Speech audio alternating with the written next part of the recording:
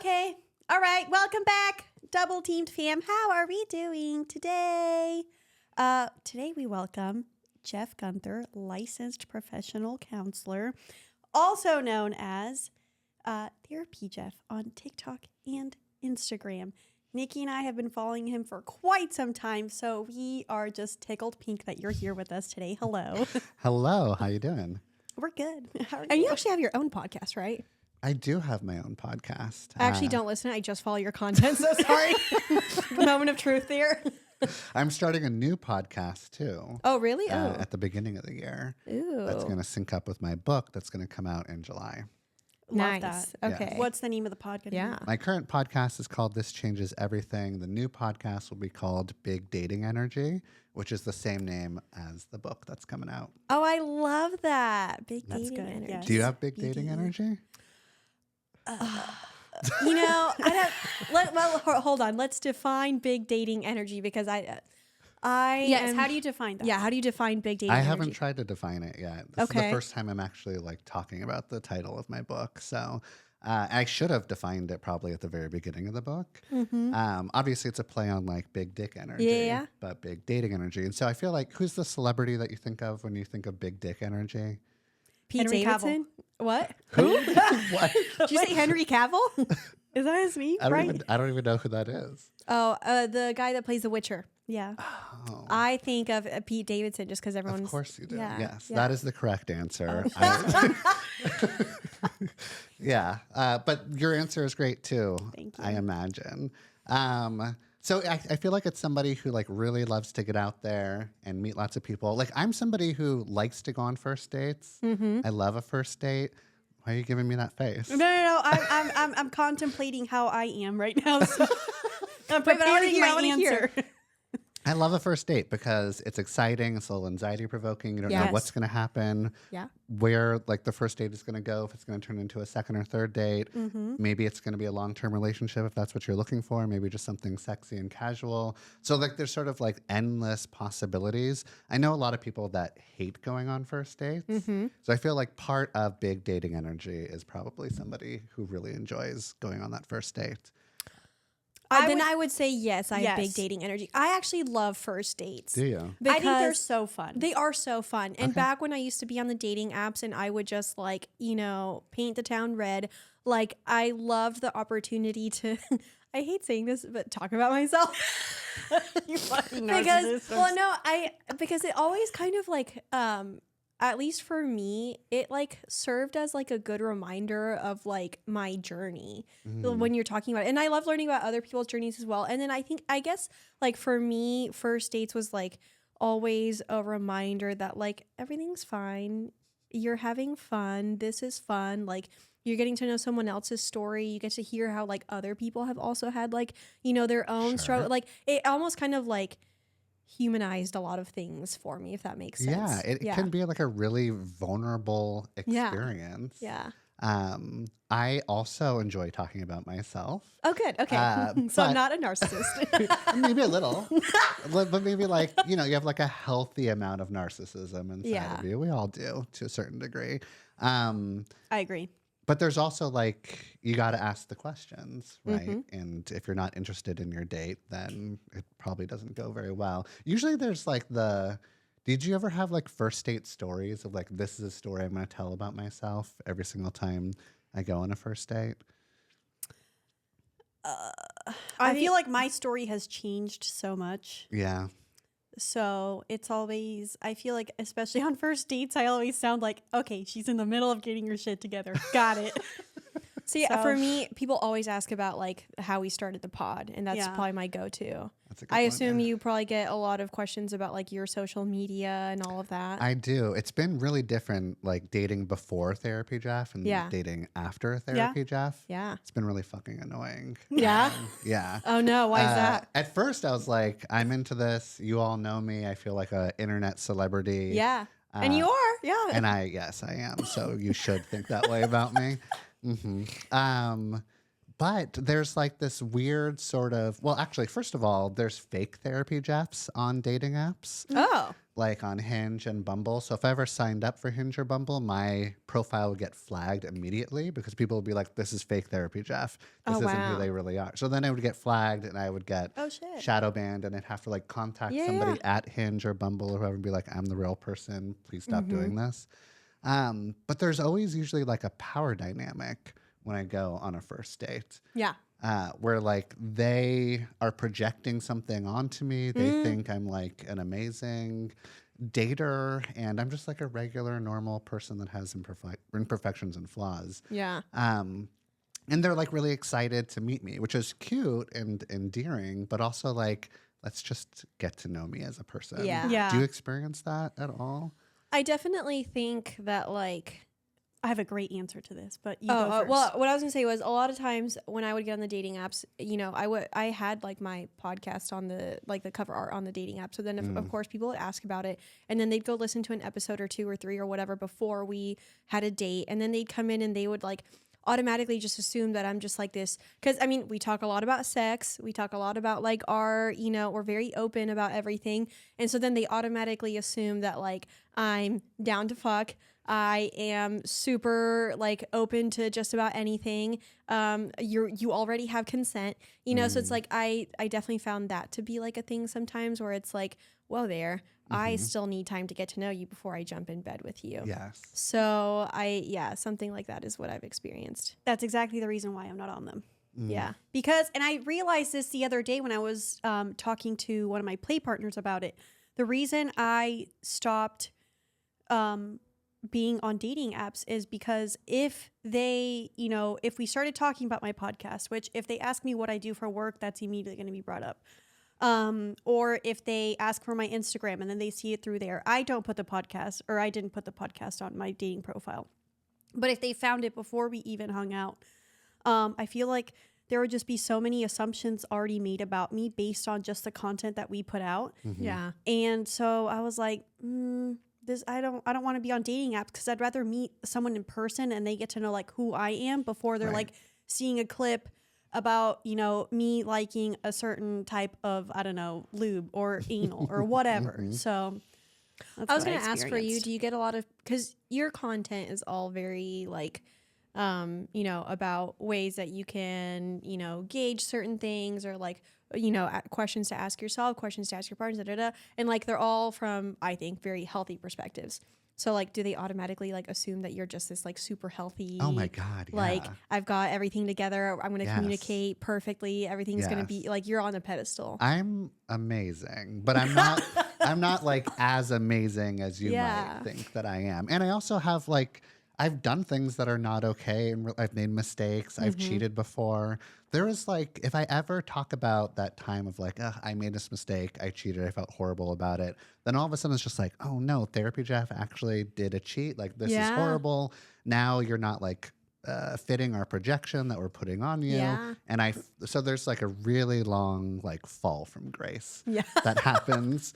Yeah. And I think I'm like a good person to date, and I am good at communicating, and I understand, you know, how to like create healthy relationships. But once I get in a relationship and that dynamic starts to play out, then I get triggered just like everybody else, you know, and I'm just sort of like a little messy, and like we all are. I was going to ask, how do you consider yourself as like a lover, not just a dater, but like as a lover? As like a lover, like in a bed, relationship, well, in bed or in a relationship, like how's that different from like dating Jeff? Yeah, I mean, it's tricky because sometimes I might go out on a date, or I might like hit the dating scene being like, I'm just looking for like more of a relationship, long-term-ish sort of thing. And sometimes I'll just be like, I want to like mess around, find something casual.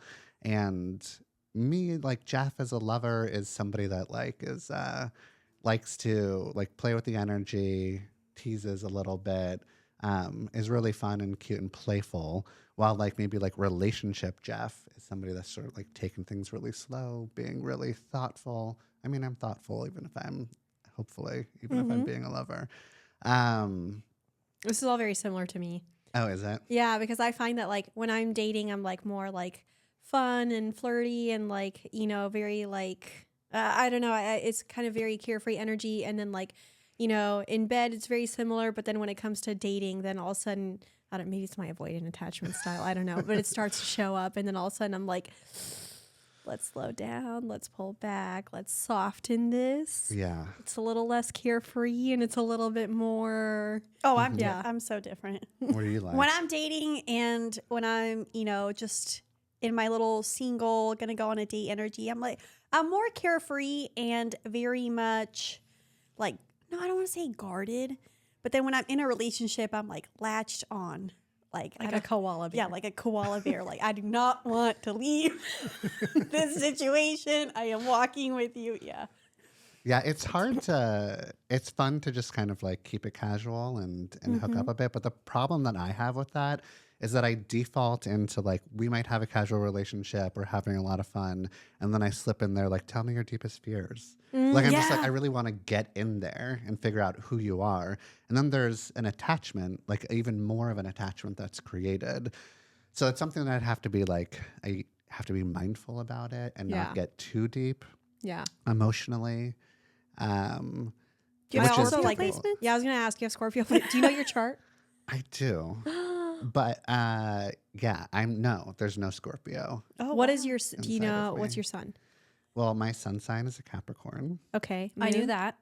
And I have a Taurus rising and a Virgo moon. Wow, all Earth. I can see that. I have so much Capricorn. What's your Venus in? Capricorn?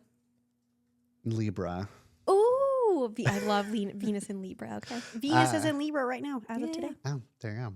So there's like a good amount of Libra, but mostly Earth signs. So I'm like very organized, stable, secure, stubborn, but only because I'm right about everything. There's the Capricorn. No, that's also the Virgo in the Taurus. Actually, all the Earth signs are very like, we're right. Yeah. I really lean into the earthy stuff. I feel like I identify or connect more as like a Taurus than a Capricorn. And as a Capricorn that has like a lot of like earthy signs in my chart, I feel like I really leaned into trying to figure out how to be really emotional and vulnerable instead of like logical and rational, which I kind of like naturally skew towards. That's probably the Libra placement. Yeah, I was going to say that Venus and Libra is really helping all that Capricorn. You two don't have, do you have like the same exact chart? You do. So the only difference would be the degrees. So because she's 15 degrees Aries rising and I'm 17 degrees Aries rising. And then our midheaven and ICs are also, I think I'm... But your midheaven's in a Capricorn degree and my midheaven's in a Cancer degree. Yeah, and so that definitely shows. Yeah, I use the degree theories to like differentiate our charts. Okay. Yeah. And do you know like who came out first? She did. And did your parents hide that from you, or did they tell? Was that like part of your story from a long time? Because parents are now like really questioning whether or not they should tell their twins who came out first. What? And there's also like some folks are like, actually the one who like came out first is the one who helped the first one come out. So like they should actually be the older one because they helped push you out. That would track for us. Everyone always thinks she's the Everyone thinks one. I'm the oldest. Yeah. Probably just because I think you give off more mature energy and I give off more like fuck it energy. She's 10 minutes older. She was out first. 10 minutes. And does it feel like, so it seems like older sibling energy. Do you feel that? And do you feel younger sibling energy? No, I feel younger I feel older. Really? Yeah, 100%. That's why Okay, the little push theory. Yeah, I like maybe that. the push theory. Parents should absolutely tell their twins. Yeah. Why not? Because I'm not saying they shouldn't, but they're like all thinking about like the birth order shit. Like they don't want to like project that. They don't want their kids to assume like a that psychological role. thing? Yeah, if you tell who's the older, then the older one's going to act like the older one, the younger one's going to act, and they just sort of like want you to act however you organically want to act. We switched that a long time Yeah. ago. Yeah, it Yeah. seems like you. Yeah. That's interesting. Well, we just realized that, we have our strengths lie in different areas of our lives. Mm-hmm. And I'm always happy to let her take the lead in most of this stuff. And I'm just a little bit more laid back. So. Interesting. Are you the funnier one? No, she is. Well, 100%. the younger one is always like the funnier one. No, I'm not that funny. No. I think she's funnier. I think You're funny. Really? Yeah, we laugh at each other's jokes. I always laugh at your jokes. Yeah, you I don't always make me laugh. Well, especially like in the context of like the podcast, she's Yeah. always the content, and then I'm just like the side commentary with the good I one-liners. gotcha. So I try to tell her she's more than that, but she does. I definitely have become more than that. Your Thank you. one-liners hit. What was I gonna? Do you work with a lot of parents? I used to. So I used to specialize in working with families and parents, and I taught parenting classes like at the beginning of my career. I always am so fascinated with people that work with parents because I'm like, do you just look every day at your clients and think none of you should have been parents, or Yeah. maybe half of them? But Well, that was the fucking problem. Is that Yeah. I mostly focused on kids, but it wasn't so much the kids' fault. It was No, the it was the parents' parents. fault It for was- doing yeah. like the bad parenting. Yeah. And then the parents would come in and they wouldn't be open to like getting influenced. Especially, I was 24 when I became a therapist. oh wow, So wow. like, what does this little baby therapist know about? Like, Yeah. I didn't have kids. I still Yeah. don't have kids. Do you want kids? I do not want kids. okay. No. Yeah. Like it. I'm very sure about that. And so there was like this, why would you take advice from a non-parent sort of vibe that I was Yeah. getting? And it's like, because I have a degree in child development and marriage and family therapy, and I've been teaching parenting classes for a while, but still like I don't have the lived experience of being a parent. So eventually I got really fucking tired of working with parents, and I was like, I'm never going to fucking do this again. So And I then haven't you worked with switched to parents for- relation. Oh. Did you make a switch to more relationship type, or I guess maybe just single Yeah. people? Then I switched to, after I stopped seeing families and parents, I was just like, I'm only going to see adults Okay. that are, so it was mostly like 20s, people in their 20s when I was in my 20s that were coming in, and they all struggled with like very similar stuff where they had like an anxious attachment style, or they felt like they were codependent, or it felt like they were having like an existential crisis of like, I didn't think that I would, I'm 30 years old. I thought my life would look a lot differently. So We I were just having sort of that like, conversation yesterday oh, really? How do you Yeah. feel about your life and where you are right now? because we just turned 30. Oh, happy birthday. Yeah. Oh, thank you. I definitely. Well, okay, let's put it this way. When I was 21, I was married and I had a house and I had a very stable career. And I thought, by the time I'm 30, I'm going to have all of those things still, but more. Sure. And now, now I am divorced. I quit my job and I do a podcast.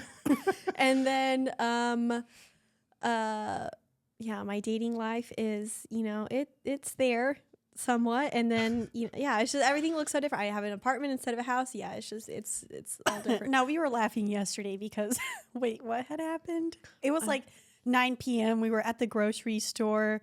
I had to go get my license redone because it was stolen. And yeah. we were just having a bunch of moving, stuff to do. And then we're just like, but this is 30. Shouldn't we have our shit together? And I'm like, well, Because everything was in disarray. at least yesterday. yeah. Today's much better. Today the energy That's feels good. much better. Yeah. Yeah. Yeah. So lots of people having that very same experience. So I'm of- not alone. You're not alone. Oh, thank God. Okay. Especially at 30. There's some sort of milestone about 30 where it seems like, oh, I'm going to be an adult at 30. I'm past my 20s. I'm not fucking around anymore. Yeah. Typically 30 doesn't look what you thought it was going to look like. So these little 30-year-old existential crises is sort of what I started to focus on. But they were all talking about dating and relationships. And then I started doing premarital counseling because I only wanted to talk to couples that were still in love. Yeah, because there's plenty of couples that come into therapy that have not had sex for 10 years, haven't been had a real conversation in 5 years, and they've been together for 30 years, and they come and sit down, they're like, fix me, and I'm just like, get that bad energy out of my fucking office. I do not How break does the that fuck even up. happen? Yeah. It happens a lot. Because I feel like there's a lot of feelings of security in a relationship, even if it's not serving you or if it's unhealthy. And there's just consistency. And we're used to having the same sort of day over and over again, even if it's not a good match for us. And then eventually the shit hits the fan or somebody wakes up and they're just like, what the fuck have I been doing for the last 10 years? And then they go to therapy and it's like, babe, you should have been in therapy so much earlier.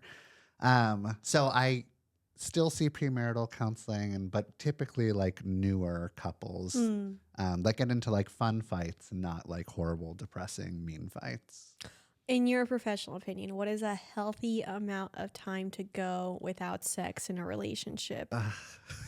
I'm curious because now you mentioned the 10 years thing, and I'm like, because I remember our friend was saying recently, she was like, her and her, boyfriend, they've moved in, or that, they've been living together. Things have gone a little kind of stale. But she said the most they went was like a month, and I'm like, that's healthy. Okay. I think if it's more than like 3 months, then it's probably time to have a conversation about it. But yeah, for me, I don't think if I was in a relationship, I don't think I could go more than like a month. A month is a long time. Yeah. Yeah. Yeah. What's your You opinion? Yeah. So notice what do you think is the meter? I want to give you just like an answer, but obviously it's all relative. It's just, whatever the fuck. But also, do you know like the average amount of times that people have sex for, like if you're in your early 30s, the average amount of time people have sex per month? Do you know what it is? No. Do you? Yeah. What will it? I'm gonna guess per month for a 30-year-old. 5. Good guess. What do you think? I don't know. Yeah, like 5 to 10. Yeah, it's 3 to 4. What? So it's actually Once a week? a little less than once a week. Yeah. So that kind of puts things in perspective that Yeah. if you are having sex more than 3 to 4 times a month, you're beating out the average. So I mean, yeah. that's good. I feel like that is so okay. My original answer before I said 5 to 10 was going to be 2. 2? Yeah. Why 2? Well, because I was thinking about it from the perspective of like, I know my life and I'm very busy all the time. I like to pre-plan my play dates or, whatever, where I get dick. Mm-hmm. Because otherwise, like, it just, my day-to-day keeps me so busy that I'll just, forget. And I'll like, even when I'm horny, I'll just, have to only masturbate because I don't have time to like, I don't have a consistent partner. I have play partners, but their schedules all vary. So I at least try to do once a week if I can make it happen. But then like some weeks, I'll have like 4 play dates and then the next week I'll have 0. So, Yeah, that's true. So typically you all like, you schedule sex. Yeah. Oh yeah. You're big on scheduling. Yeah. Absolutely. Yeah. I mean, my current play partner, at least he's in an open relationship. He has a girlfriend. Mm-hmm. So I kind of let him take the lead on whenever he's ready to, or when I'm good to go over.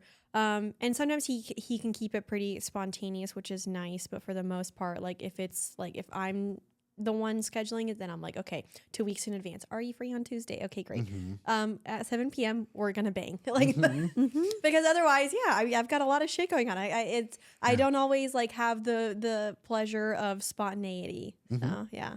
Yeah, and that's the thing is that like I think a lot of people, they want to have more spontaneous sex, or they want all their sex to be spontaneous. But I feel like typically sex is never spontaneous. Even at the very like first part of dating somebody, and let's say you're like honeymooning, if you're gonna fuck that night. Yeah. Like you're Yeah. getting ready, you're going on a date, you're planning to have sex, even if it isn't like written on the fucking calendar. Exactly. You know that you're doing it. So I feel like spontaneous sex only happens like 1 to 3% of the time, and all the rest. So you might as well just fucking schedule it. Yeah. Because that's what we're doing anyways.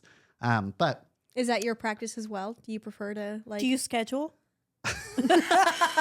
I schedule sex. I usually talk at the beginning of a relationship that like my goal is to come once a day, and I would love to do that with you.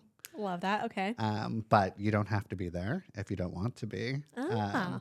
So usually, so in a relationship, I like to have sex once a day. Yeah. Yeah. That might not be realistic, but that's what I'm shooting for. And if we create that schedule, then like it's sort of like magically time opens up every day because we know we're gonna do this.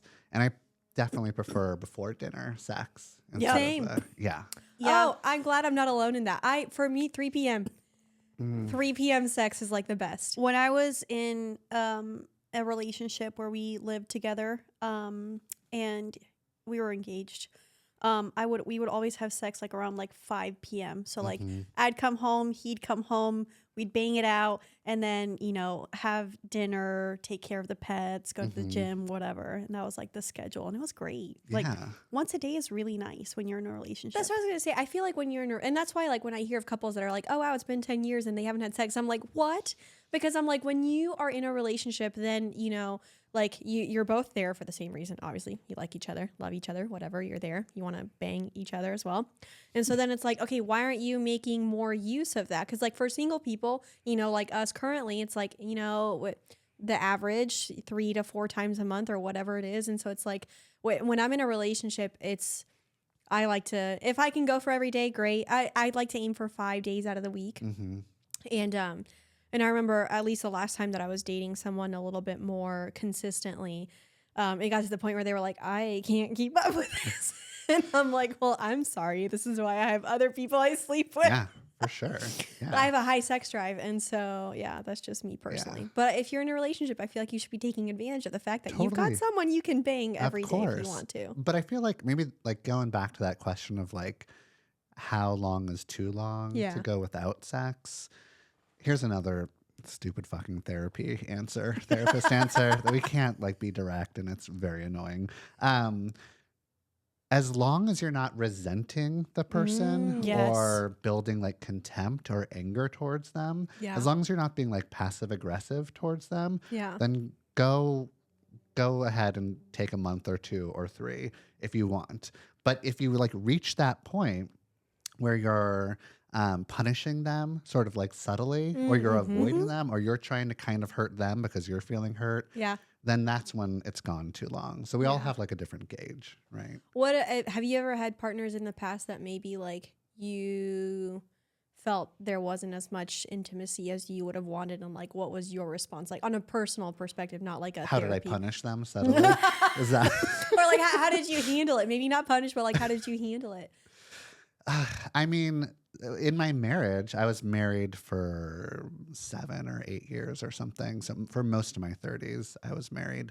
And our sex was like really up and down. I remember like, so in my 20s, there was a lot of fucking. Love that. And that was really fun and really exciting, and went to sex clubs and kind of played around a little bit. Love that. It was really good. And then when I met my wife, and we first started hooking up and dating, I was like, this is really mature sex. You know? Mature like, sex, we're just relationship sort of like, sex. Making eye contact. You know, like nothing too fucking crazy. Missionary. Missionary, which I love. This is like, I'm such an adult, you know? Adult sex. It was very adult sex. And I was like, I had some wild fucking times in my 20s. I'm going to go ahead and leave that in my 20s. Yeah. Oh, hell no. I'm taking everything I learned from my 20s and 30s. I support that, yes. But I also like, I was falling in love with her. She was so good in so many ways. Yeah. But our like sexy intimacy the chemistry wasn't as hot as it was before. And so I sort of like made this, I don't know, excuse, I guess, looking back on it. But I was like that felt really true to me. Yeah. And in relationships, if you're going to be like in a long-term monogamous relationship, there's going to be grief involved, because you're grieving that like maybe this is the only person you're going to have sex with, so you're not going to have sex with anybody else if you're shooting for like a forever relationship. And so I was also going through like a grief period. I'm saying yes to her, which means no to everybody else. Yeah. This is what she wanted. I loved her. This is what I wanted to do as well. So our sex was mature, like I was saying, but not as like frequent or as spicy as I wanted it to be. So how did I handle that? Like a annoying fucking therapist. I'd be like, well, here's my feelings. I don't feel desired anymore. And what can we do to like schedule sex or get more adventurous or create more novelty? You know, or even like talking about like opening the relationship or being monogamish or whatever. And she's like, babe, I told you what I was okay with at the beginning of this relationship. That has not changed. So then there was like more grief on my end. Like, shit, that's right. I love her. We're such a good match. Like, this makes sense. Until eventually we got a divorce. Like the sex or lack of chemistry wasn't like the number one reason, but it was a reason. Yeah. So I talked about it. I was really upfront. She tried to kind of like make changes. We couldn't like meet in the middle. Eventually we divorced, and then I went crazy on the dating apps. Love it. Mhm. Would you say that like in the future, are you looking for something that's a little bit more open? I know you've talked about that somewhat on your platform. Oh And my like, God, yeah. So the one, like, I didn't typically talk about like yeah. alternative styles of relationship. And then I did. I was like, hey, I'm looking for like, I'm monogamish. I want something that's like a little different. And the internet went fucking crazy. I remember, Yeah. I remember It's reading like- through your comment section. Yeah. Yeah. And I was like, what is going I thought my followers were so much more fucking cool. I was just like, you How goddamn disappointing. prudes. Yeah. Like, what is happening? Okay, but I loved seeing the non-monogamy community back you up. Yes. We were all Yeah. like, "Fuck yeah, We got Therapy Jeff on our side. Yeah. come on over." It was Yeah. interesting. I didn't know that I was attracting mostly people that were like in monogamous relationships that felt really strongly about their monogamous relationships, whatever. Like every now and then I would make a post that would end up on like the wrong side of TikTok. Yeah. Which was like maybe like Bible TikTok Yeah. or Jesus TikTok, which is Jesus. He seems fine, but like that's not like the content that I'm Yeah. making, Yeah. you know? So I was like, oh, I get some like weird pushback from there. But I didn't know that like a ton of my people were like, had weird feelings about open or alternative relationships. That's one way to find your demographic. Yeah. Yeah. That is. So yeah. So now I'm like I'm looking for like a relationship. I don't want to be in like a poly relationship, I don't think, where there's like multiple relationships that have these emotional connections. And it feels like a lot of emotional labor that I would have to do. Poly is hard. Poly is hard. So I'm looking for like one main person to do my emotional labor with, and then like play partners on the side, maybe for like both of us.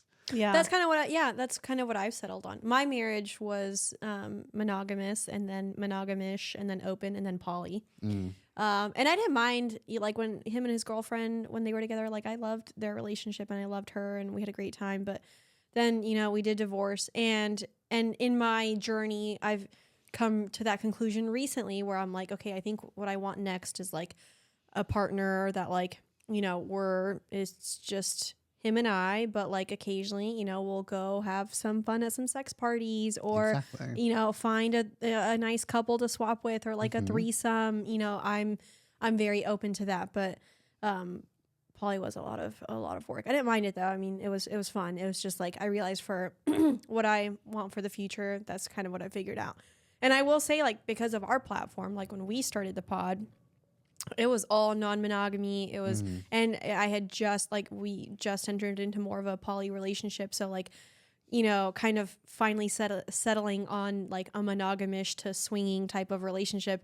I almost felt like it was like a betrayal to my like listeners. Oh yeah. Yeah. And I had to do that work too, where I'm like, hopefully y'all still love me. But I've just decided that like I support polyamory. I am 100% for it. I think they make beautiful relationships and I've seen shining examples. I've seen not so shining examples, but like I support it. I've just decided that like it's not totally for me. Yeah. I want more of a monogamish to swinging relationship. Yeah. Same Yeah. for me. I've just been so all over the place. I think my listeners are just like, well, we'll see where she settles. But I feel like I'm finally at the place where, having tried polyamory and forms of non-monogamy, I would like to settle for monogamish with, I don't want to give up group sex, play parties. Those So similar to me. those, Yeah. yeah, basically about the same thing. I don't know, because I'm hoping that with whatever partner comes into my life, I love spontaneous sex, but like my wild days would be like meeting someone at a club and fucking in the parking lot, So like I hope, and I still have like play partners that were like, we'll go to dinner and then like fuck in the parking lot. So I really want to be able to have that kind of energy with whoever comes into my life. Yes. Like I still want my sex life to be a little like chaotic in that sense, because like I get off on it. So Yeah, you want it to be based in a parking lot. Yeah. I guess. Apparently. Parking yeah, lot that's your sex. kink. I was going to ask, what was like, when you start going on dates with people and such, and you're like, okay, I used to be monogamous, but now I want something a little bit more monogamish, a little more spicy, or whatever, like what kind of reactions do you get? Have you been to Portland? Portland, Oregon? I have. I You know have the not. vi- I yeah, have you not. have not. Yeah. No. I'm gonna assume though that it's not the. Well, actually, they're pretty hipster. They're real fucking hipster. Yeah, And so- they're kinky as fuck. Okay, Woo, so it's so- probably good. It's Yeah. probably good. Yeah. So now, yeah, it's not too difficult oh, good. to Okay. find somebody who's open to that. Yeah. Yeah, the Pacific Northwest, Portland and Seattle has a lot of kinky people. And in Portland, we also have some like really good sex clubs and play really? parties. Yeah. We'll have to try them out. We do, surprisingly. Seattle, not so much for Yeah, some reason. I could see that. I don't know why. But yeah, Portland is great. Yeah. So there's a big community there about, for like ethical non-monogamy and monogamish sort Love of stuff. that. Yeah. Yeah. I could It's see that. the folks that are like looking for monogamous relationships that are That having struggle. a very hard time and can't fucking stand Portland. Love yeah. that. You'd be surprised. LA is. I mean, I feel like all I met were monogamous men on the dating apps. You were always on Hinge though. No, I was on Bumble. I Sorry, hated Bumble. Hinge. But there is a very large swinging community here, Mm-hmm. and they're phenomenal. And Yeah.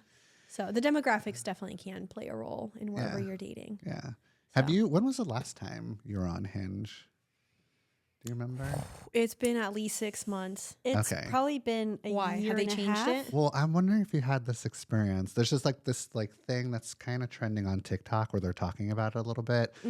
Where there's like there's these like attractive women on TikTok being like, so I only matched up with unattractive men. And I think the reason that's happening is because they take like all the really hot people and put them behind like a paywall, and you have to like give them yeah. a rose, right? Do you remember how like the really good matches they would hold back from you Yeah, and you had to pay for them? that's dumb. Yeah. So you only matched up with people that actually weren't a good match for you or weren't as like attractive as you. And Hinge has now become like you kind of have to pay for it if you're looking for somebody who's a really good match. And Oh, wow. it's all fucked I up. feel like that's all the dating apps right now. And I haven't even been on them, but I just know one of my play partners, ex-play partner, now friend, he used to work for Tinder. And he was telling me like that basically the trend that the dating apps are going in, it's like you have to pay for it to like actually be of use to you. Right. Because they want to make as much money from you as possible. I'm Yeah. not gonna do that. No. Yeah. Have you tried? I'm sure you've tried Field or Pure.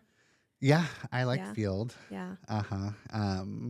There's like more and more people in Portland that are joining Field. Nice. So there's a good amount of folks there that I can meet. But I'm not on any dating apps at the Yeah. moment. And Are I'm, you just waiting to see what the universe brings your way, I or the I- DMs? You're out in the wild like me. Yeah. Yes, I'm the DMs. I think I'm gonna stop. Why is that? I think it's somehow actually worse than the dating apps for me. Because like I said before, there's this sort of like projection onto me of who you think I am. Yeah. I think that it's like a really brave, courageous thing to like slide into somebody's DMs and just like shoot your fucking shot. Mm-hmm. But maybe there's also a little something kind of, I don't know. like, I do that. yeah. I've stopped I've- doing that, I've but done yeah, that. yeah, I've done it too. I mean, I have stopped, but one of my favorite success stories from the DMs was, do you know Pete on TikTok? He has a He's- pretty decent following. Yeah, he has a pretty decent following, and I hit him up on TikTok, and we became friends, and then we became friends on Instagram, and then we exchanged phone numbers, and we would just, he lives in like Colorado, but we were like best friends texting for over a year or whatever. We're still friends, like we still like talk and stuff, but we just like have a really close relationship. And I'm like, okay, so the DMs sometimes do work, but I've gone into like, some of like the bigger creators or celebrities, and I just slide in like, hey, Sure. and it's You missed Good, a okay. crucial part of that Pete ski story. what? We had a layover in Denver. Oh yeah. Oh yeah, Yeah. we did fuck. It was fun. Yeah, Well, well, I I didn't know if you wanted me to tell it on the pod, but We can bleep it out I'll cut it out text if him. yeah. But I was sitting in the car in the suburbs of Denver. In In the a parking driveway, lot. yeah, in the driveway while Okay, Cammie was fair. getting railed inside the house. It was So a that fun was- time. I Yeah. was just chilling You're there. a good sister. But I am a good sister. I Thank you. had a guy that was like found the pod page. He found my personal page, and I keep it on private, my personal page, because that's for me. And he friend requested me, and I didn't let him in. And then he messaged me, and I accepted the request for the message. And he was like, "Hey, I think you're really pretty. Like, would love to take you on a date. I live, in Anaheim, so it's not that bad." I was That like, is far. and I was in, I know, and I was in Dubai at the time. And I was like, "Well, look, I don't know you, so I'm happy to like chat a little bit here. And then if I feel out the vibes, like, sure, we can go on a date when I return. But I'm not giving you my phone number, and I'm not letting you into my personal page." And then like we were like texting here and there, but it wasn't like really striking my fancy. And then like I get back, and he's like, "So like, now that you're back, you want to hang out?" And I was like, "I'm sorry, I really don't have the capacity right now because I'm going through a lot. And, I just got back from my trip, and I have a lot going on." And he sent me this long ass message about how you women in your capacity, Oh, blah, shit. blah, blah, blah. And I was like, I'm never doing this again. Oh no. He Yeah. ruined it for everyone else. Don't fucking DM me. I will not accept. Yeah. Unless you're Henry Cavill. Yes. Right. But Unless you're Henry Cavill. I get quite a few DMs, Mm-hmm. and it's very flattering. And there was this other like therapist content creator who was talking to me, and she's like, Oh. I bet you, well, she's just a Oh, buddy. okay. And she was like, "I bet you get so many DMs. You're just like constantly fucking." And I'm just like, no, because like I can't, maybe if I was a rock star and I'm like, fuck it.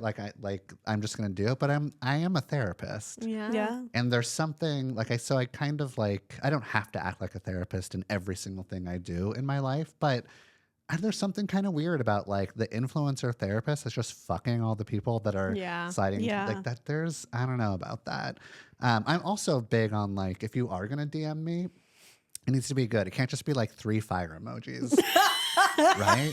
Fuck that. You got to like woo me. And like, I don't want to do all the work at first. Mm-hmm. Do you just get the fire emojis all day long? We get a variety of, on the pod pages, we'll get like, Do you have an wanna bang. OnlyFans? Yeah, OnlyFans, question mark, wanna bang. Hey, I have a question. Do you two fuck people together? Yeah, it's Right, like the right. typical, like, really, blah shit that I hate. But when I slide into people's DMs, I make it Memorable. I go I with make humor. it memorable. Yeah. Are you single? Question mark. Yes. I Listen to the podcast, you know. Yeah. one guy that I was simping after, I was just like replying to his stories thinking, he's never going to see this. And then at one point he finally responded back. I said something ridiculous. It was like a video of him and his friend. And I was like, damn, I need the both of you or one or the other. And he goes, what? And I was like, you weren't supposed to see that. They might someday. You got to remember that. Yeah. Wait, I'm curious because there's, if we're talking about social media and dating, or the two of them together, there's always a lot of advice on, people yeah. that are on there giving advice, you included, but you're a therapist. So it's like, you have credibility. Sure. But like, I see a lot of people that are like giving dating advice and I'm like, I don't know about that one. I'm curious if you ever heard any that you're just like, what the fuck was that? You know what? It's usually from men Oh, yeah. that are really not surprised. angry Yeah. and are being called out for their avoidant attachment style or something, or like they're being told that they're not good or they're problematic, or there's something, they're talking about like toxic masculinity. So like it's the angry men that come on the like TikTok or Instagram that give like the shittiest advice because it's coming from like a really defensive place. I don't like the advice that like has to like the rules or how to like sort of like there's like this negging energy or like don't get back to somebody until however many days passes or something. Oh, I hate that. Yeah, that feels very fucking stupid. 80s, I hate 90s that. bullshit. I've seen that before where it's like or I remember I saw, I was like, I can't remember if it was a TikTok or a meme, but it was basically saying that it's like, after the first date, don't text him for like 2-3 days. Right. Yeah. And I was like, that's fucking dumb. If I'm on the receiving end of that, I'm just going to be like, he's not interested, bye. And then the guy that I hooked up with in Germany, he said that he had seen that advice and that was what he follows. And I'm like, dude, what are you doing? No. Have you ever seen that movie? It's from the 90s, Swingers, No. with Vince Vaughn. No, but now I kind of want to watch it. Wait. So this was like Vince Vaughn's first movie. This is when he was the hottest Vince Vaughn you've ever fucking seen. Okay. I'm looking And- this up. Yeah. But in that movie, Vince Vaughn, like this sort of like sexy playboy, like hot stuff guy, is giving advice to his buddy where he's just like, you got the number? Okay, cool. You're not calling for 3 days. You can't call for 5 days. Like it's a whole thing in the What? movie. And I think Yeah. that was like the main thing that kind of like started, you shouldn't be calling. But after That's a first date, I'm fucking texting you that night being like, that was fun.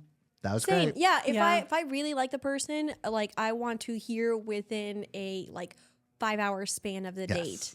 Yeah. Something about like the thing that always comes to mind to me is I remember when I met my ex-husband and well, he was my teacher, so I met him in the classroom. But the first time that we ever hung out, immediately after I like left and I was like driving away, he had like already texted me and was like gushing about like and I already knew at that point. I'm like, we're gonna get married someday. Didn't know we were gonna get divorced, but whatever. Anyways, so but I just remember like I already knew in that point, and the second that I got that text, it just like confirmed to me that we were like on the same wavelength.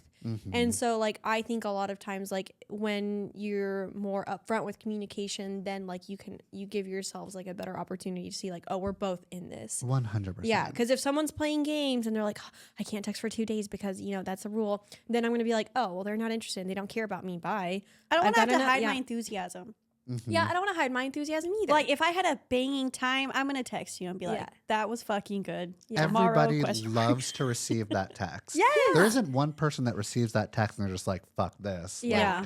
they're just like, oh, this feels really sweet. And on top of that, and I think that can also be a good indicator. If the let's say y'all went on a date, on one side they're like, it's great, I'm going to text that person. On the other side, they're like, it's not so great, and they receive that text, they're probably going to be like, if they're not excited about that text, that Yeah. probably tells them they're not excited about that person. Yeah. So then they can take that opportunity to be like, I don't know if I feel the same way. I'm Exactly. sorry. Yeah. Yes. So it's How not many that hard. dates do you think you can go on to where you're where it's okay to end the thing via text? Like, I is think if it- it's less than 3 dates, you're so clear. 3 or less. Yeah, 3 or less, you're clear to end on a text. Okay, that's good to know. Now, what about FaceTime? Because because I ended a year-long and a 9-month-long relationship, both of them via FaceTime, back to back. After I filed my taxes. Nice. Yeah, that was. I think FaceTime is totally fine. I It is. actually, and Thank I get you. like some bullshit for this like opinion, and you can give me bullshit if you want to, but Let's hear it. you're wrong. That like once you get into a relationship and you decide to like define the relationship or be exclusive or whatever you decide to do, I think the next conversation you should have is, how do you want me to break up with you? Oh. If we break up, how do you want me to break up? Because I have like I want you to text me and let me know that you want to have a talk or you're thinking about breaking up with me so that I can decide whether I want to continue this over text or on the phone or FaceTime or in person. Like, I want to consent to the way that you're going to break up with me. Now, of course, you don't have to do that. You can just break up with me however the fuck you want, but I'll give you a blueprint, because oftentimes when you think about breaking up with someone, you're just like, I don't know how the fuck to do this. Like, how can I make this the least painful for them? But if you're like, Jeff, do this, then cool. All I have to do is follow these directions that you asked me. No, I feel like you're both giving me these faces. No, No, I like I it. love this. I actually love this because I've never heard this, and I actually do like it. Yeah. I think, Spread the word. especially if you are at the point with someone, I mean, and this is just my personal opinion. If you're at the point with someone where you have defined the relationship and you're both like, okay, we're in this, cool. If we're breaking up, that needs to be in person. It's going to be a discussion. I do not want a phone call. I do not want a text. I want you to know that if there is something that is about to end this relationship or, you know, restructure it, it needs to be in person, because that's the respect I want you to give me and that's the respect I want to give you. Do you want it to be in a private place or can it be in a public place? I prefer private because I'll probably cry. What whatever day- in whatever end I'm on. Sure. What day of the week do you want it to be on? Or Honestly, I weekend, think a weekdays? Monday. A No, Monday. I would want it to be, Interesting. yeah, I would want it to be within whatever it feels right. I don't. So you don't prefer. So I want like a Friday, so I have the weekend to like recover. No. that's You're not okay. thinking, and I want it to be in the evening, so you don't fuck up my entire day. But I can kind of like You've react thought about and sleep. this, yeah. Yes. Yeah. Isn't this good information if you ever want to It fucking break is. up? With me? Honestly, I would. I mean, you have your blueprint, it sounds like. So I think that's Yeah. I would great. prefer that it be, towards the end of the day. I don't care the day of the week. But also, like, I do want some sort of consideration, like, if the fact that, like, I have, I don't know, say a big work project coming up. Like, Sure. and also, I hate, like, hey, we need to talk texts. I Do not My prefer anxiety. that. I Really? want that. Really? Because I don't know what you want to fucking talk about. Let's talk, asshole. Let's do this shit. Yeah, and yes, but also like not on or around my birthday, not on Yeah. or around holidays. If you want to break up with me, fucking suck it up Yeah. and stay with me during those Yeah. times. Unless, like, this is just my preference, right? Yeah, You yeah. can totally do whatever the fuck you want to do. But I want to like give you the guidance. And yeah, I think you're both into this. You I need like to talk it. about this more regularly on your podcast. No, I I- mean, I think now that I'm thinking about it, my Yeah. blueprint would be Let's hear if you're gonna text me that we need to talk, then it needs to be like we're gonna talk within 30 minutes of that text. right. Exactly. And it needs to be in person. Good so like, point. hey, I'm coming over. We need to have a discussion. Have I'll be there in outside. 30 minutes. Yeah. Yeah, whatever. I'm Yeah, standing that's behind fine. you. For my anxiety. do. It needs to, if you're gonna send that text, it needs to be less than 30 minutes from when I'm gonna see you next. Got it. I do prefer earlier in the week just because that way by the time the weekend comes, I've already cried it out. Go out. Yes, exactly. Go celebrate. And then I would prefer in the evening so that I can cry myself to sleep. I found out my ex Yeah. fiance was cheating on me on Christmas Day. So I'm really glad What? you brought up the holidays because I don't want to go through that again. Yeah. New Year's sucked. Like, don't do that to me. I agree though, and that's such a great point that you should really be considerate about like events in someone's life if you're about to break up with them. Because you're Yeah. about to So- traumatize them. Exactly. Exactly. And And, what like- about breakup sex? I mean, that's hard to predict. But Oh, I love breakup sex. My last partner that I broke up with in February, he kept trying to instigate breakup sex. We had like a breakup sleepover where I like what? A breakup cuddle? yeah, I spent the night, but there was no sex. The next morning, I was like, oh, dear God. But no, I think breakup sex. It's like I feel like sometimes It has to be spontaneous, yeah. If it happens, Yeah, it happens. yeah, yeah. Well, breakup sex, I like, especially if our last sex was not great. Like, I want to leave you being like, what a good fuck that guy is, right? Like, I want to be able to make up for it if it was kind of funky before. But if it was really great sex, like mind-blowing, swinging from the chandeliers, we don't have to do it again. Just like remember me that way. Yeah. No, and exactly. And sometimes, I've thought about like my past relationships, and one for my ex-partner, I remember that the last time we had sex, I knew that it was the last time. I knew it, and it was a little sad for me, but it was also just not enjoyable anyway. So I was just like, Wait, can I ask Yeah. a therapy question? Oh, yeah, I'm a therapist. Okay, Get it. well, no, don't therapize. It has to do with breakup sex. It has to do with breakup sex. Okay. Okay, so one of my exes that this was a situationship or friends with benefits, but I broke up with him in April. Same day as the other two guys. I broke up with all three of them the same day.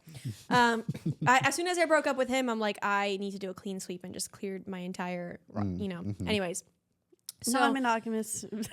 I broke setup. up with him in April, and then we had like no contact. And then for his birthday, I sent him cookies, which I shouldn't have done, but whatever. I still cared about him. And then in July, after I hit like something, I had an accident with my arm, and I went over and we just like caught up, and he alluded to like breakup sex that we never had, and the sex that we had before I broke up with him was like terrible. Not okay, I shouldn't say terrible. It was I was in the room, wasn't I? you were God asleep. damn it, Nicole. You were asleep. She's always having sex when I'm asleep in the same room. And I'm like, you need to stop No, it. It's okay. a boundary. Okay, I know it was an accident. Okay, him and I were asleep, and we were like cuddling, and he just then got he's turned inside on of and just you. like stuck Yeah, it in, uh-huh. and I made sure you were asleep because you were snoring, and I'm sorry. Okay, but boundary. but it wasn't great. Like, because it literally was like 3 minutes long. And yeah, anyways. Yeah, it doesn't So sound when I good. saw him in July, he alluded to like having, or he was like, basically having breakup sure. sex. Yeah. But then he was like, he was like, oh, you're single, I'm single. Should we try again? And I was like, what? Yeah, I think we should. And then he was, or I tried to allude that I think we should. And he was like very unsure. So then I texted him like 2 weeks after that. And I was like, so about that breakup sex, because last time was horrible. Mm-hmm. And I think we like we had great sex for 2 years. Like, let's go You out owe with a it to each bang and other. give this some justice. Yeah. And he was like, no. And now I'm just like, What the fuck? in your opinion, like, what is wrong with him? Everything. Everything is wrong with him. I was so upset. And I was just like, I think back to the last time we had sex, and I'm like that. And then on top of him asking if we should get back together and all of this, I'm just like, I think he's confused. Well, there's obviously a risk to having breakup sex, especially when the breakup sex happens like months afterwards. Because there's like attachment might come up for you. The feelings will come up. So like not having breakup sex protects you from those feelings. Okay. He's obviously in love with you. And he doesn't want to get close to those feelings because those were so scary and overwhelming. And he's never felt love like that before. Like, this is what you did to the man. And so good for him for having those boundaries. I'm but- going to stick to that. Okay. He was in love with me, deeply in love with me. And that's why he Deeply, yes. breakup sex. But yeah, was that the 5 minute mark? Oh, okay. Well, he's probably heard this 1,000 times. I know. He knows all about Calvin. Anyways, but yeah. Okay, that was a 5 minute mark. Okay, great. No, but yeah, I think you bring up a great point. The blueprint for a breakup should be discussed. It should be that, like, So if you get shit for that, I'm sorry, because they're wrong. I thank you. You're right that they're wrong. The shit that I get is like, you've just defined the relationship. How sweet and lovely is that? And now you're fucking talking about breaking up. The reason I like talking about breaking up at that point is because you're so into each other. Yeah. So you're like, it can be actually a playful conversation, just like the conversation we all had. Yeah. We're like, you're just like, oh, but we never will. But if Yeah. we ever do. Monday you know. night, 8 p.m. Yes. Thursday or Friday during the evening for me. The breakup sex I want to have happen that day or over the weekend. Like, I don't want And that's to, it, I don't yeah. want to, like, unless, like I said, it was really horrible sex before. But yeah, I don't I'm think going to die on people- that hill. I Yeah, don't it's think people respectful. play enough with worst case scenario like I do in my head. Yeah. So- Because your relationship is not going to fucking last, most likely. Yeah. All of them end eventually, whether you die or you break up. Yeah. And you're probably going to break up. Well, I mean, I remember I told that to one of my exes once. He was like, that's so morbid. But I'm like, I was like, love always ends in pain. Either they die or you break up. He was like, I don't think you should look at it like options. Yeah, he was like, I don't think you should look at it like that. And I'm like, how else are you supposed to look at it? Like, Yeah, yeah, exactly. exactly. And honestly, I think, similar to a prenup, but it's like when you get married, talk about if you ever get divorced, what that's going to look like. Mm-hmm. Because divorce brings out the worst in people. Oh my God. It really does. Yeah. Yeah. Yeah. I got divorced and there was like this line that I really wanted to like say to her, but she robbed that. She stole it from, she got to say it and I was so fucking mad about it. Wait, what's the line? The line. You don't have to share if you don't want to, but now I'm very Oh curious. no, the line, it's a classic. Okay. Like that everybody should say with gusto. We got like, we were like, let's split everything down the middle, whatever. But then there was just like a little bit of money that we couldn't agree on. We went to a divorce mediator. Have you ever like gone to a divorce? You should have a divorce mediator on this podcast. Oh, that'd actually be a great guest. If you know one, Yeah. send it my way. They are so unsuccessful at their job.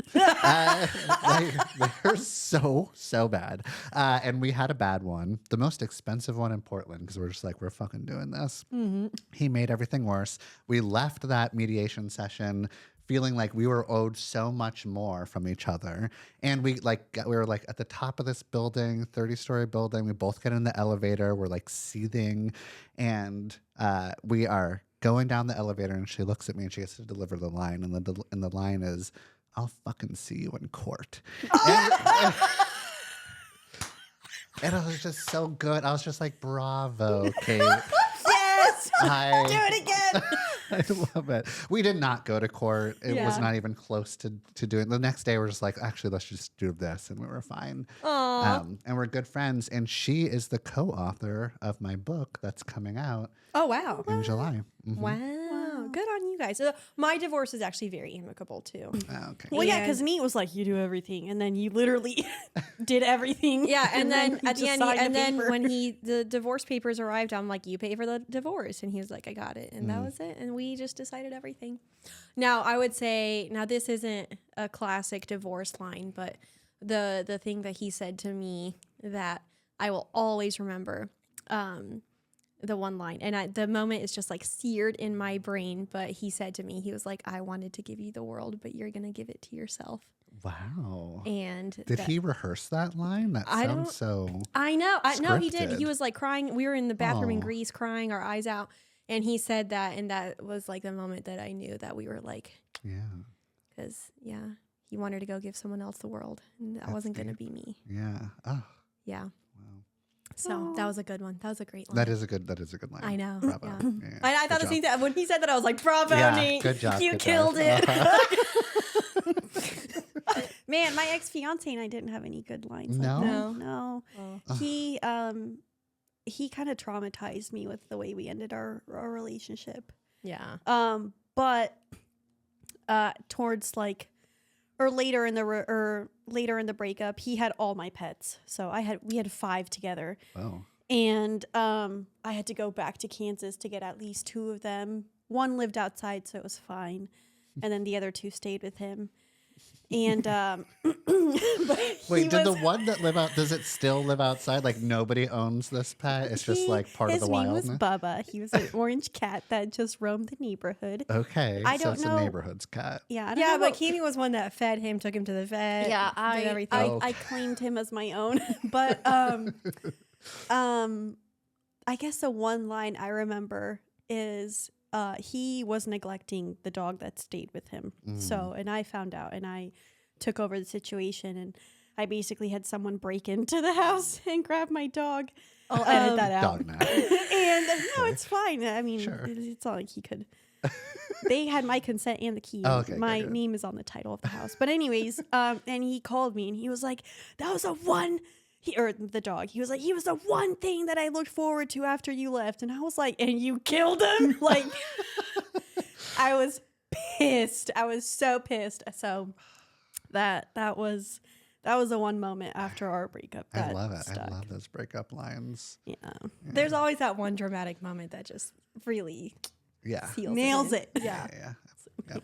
Well, Jeff, this has been a treat. Yeah. Come Yeah. back anytime. Of course. Yes. Oh my God. Next time you're in LA, please let's record again. We didn't even get to Definitely. all of our questions. We didn't get to any of Oh them. fuck! I'm sorry. No, that was No.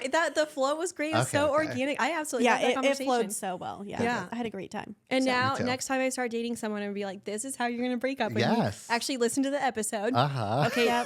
Don't forget Monday 8 p.m. That's right. That can be the title of this. And I think it needs to be like a week, like either before or after any major events, or 2 weeks. I don't Yeah, know. I support that. Anyways, well, would you like to plug yourself? So, for anyone that would like to find you, Find me on TikTok and Instagram at TherapyJeff. And I don't know when this podcast episode is going to come out, but I don't know either. probably like 2-3 weeks. Yep. okay, well then it might be time for you to pre-order my book, Big Dating Energy. Big dating energy. Yeah. Love it. I'll I buy want a copy. Yeah, I'll pre-order. I'll I will pre-order. sign a copy. Oh, and send it to That would be you. great. I would love But that. seriously, thank you so much. I course. love your content. I've been watching you for a long time. Thank you for Mm. what you do for love, dating, non-monogamy, everything. So yeah, You're very, welcome, very everybody. appreciative. He's like, yes. Uh-huh. Such a Capricorn. I know. And y'all know where to find us at Double Team Podcast, at Cami and Nikki. My random thoughts on Twitter at Double Team Pod. And then you can find me on Sunroom. DoubleTeamPodcast.com has all the relevant links. And wear condoms, guys. Thanks for tuning in. Go discuss how you want to break up. Bye.